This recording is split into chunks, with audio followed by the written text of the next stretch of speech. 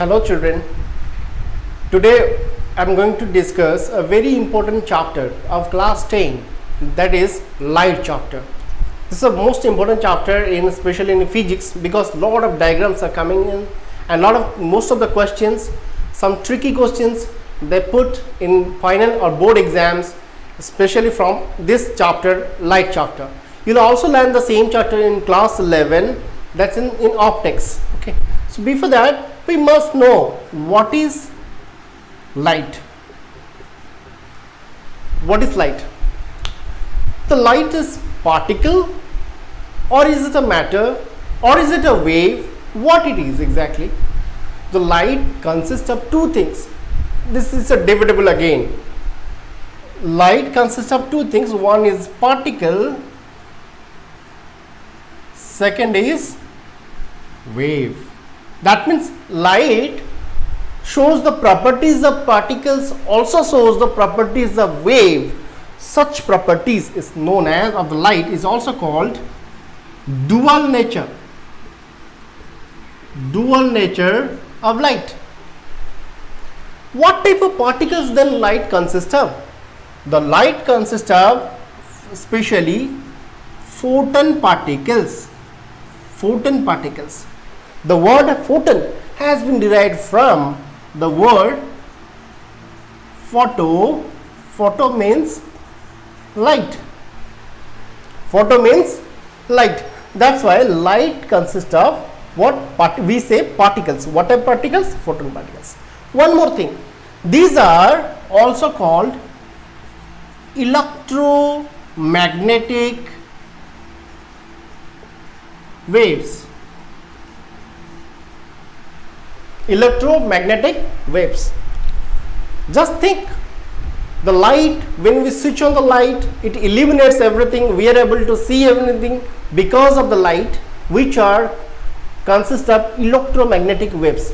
Here one question arises. Does light need any medium to propagate, to pass through? That's a question to think.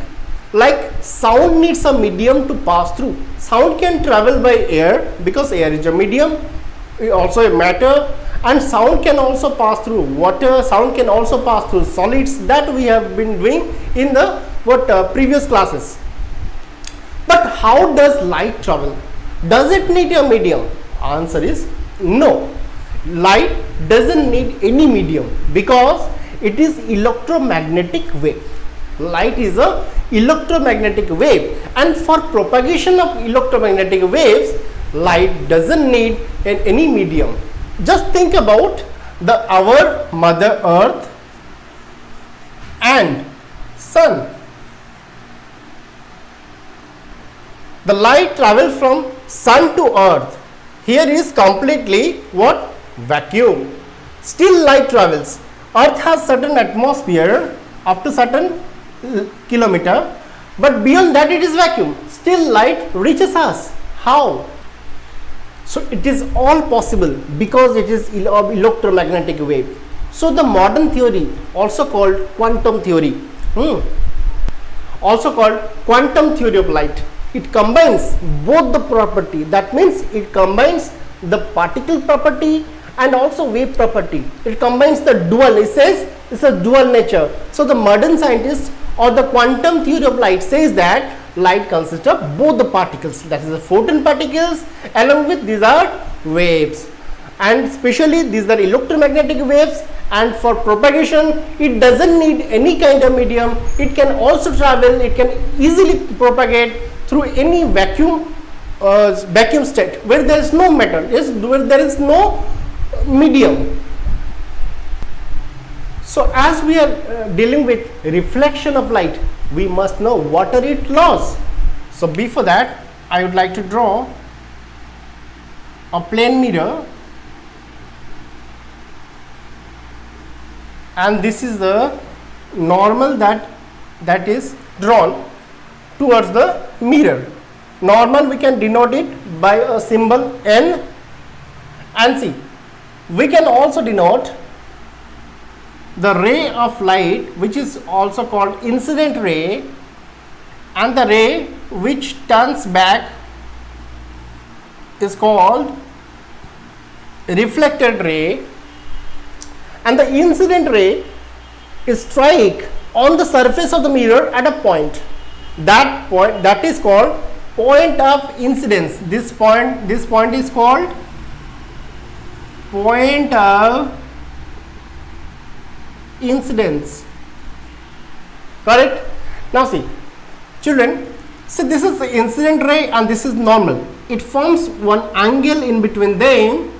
The angle is called I, small I, and the reflected ray and the normal, it also forms one more angle which is small r.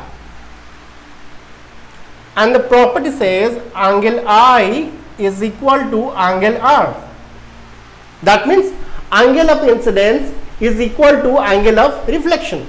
These are the two basic and very simple laws of light or reflection of light. That means the first law says that your incident ray and your reflected ray, normal, point of incidence all lie in a same plane. This is the first law.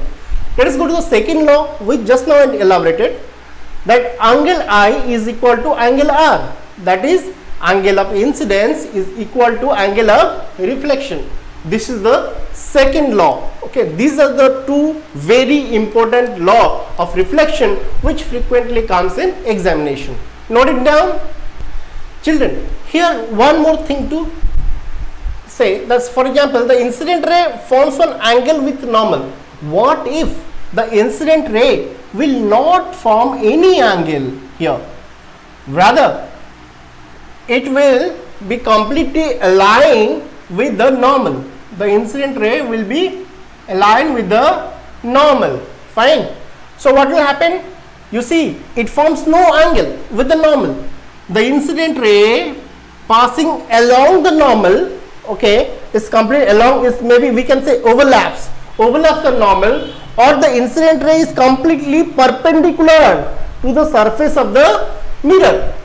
So the law says there will be no reflected ray will not form any angle. It will be returned or reverted at the same line, along the same path. So there will be no I, there will be no R, all will be 0. That means the incident angle of incidence and angle of reflection is 0 when the light is completely perpendicular to the surface of the plane mirror. Understood? Note it down. Children, you might have observed, if you see a same transparent glass, you can see the transparent glass, light can easily pass through, right? But if you ever see through a mirror, I have brought one mirror. You see, this is a plain mirror and this is the back side is some color, white color is given. In some different mirrors you find blue color, also you will find red color, different colors you will find. But look at this,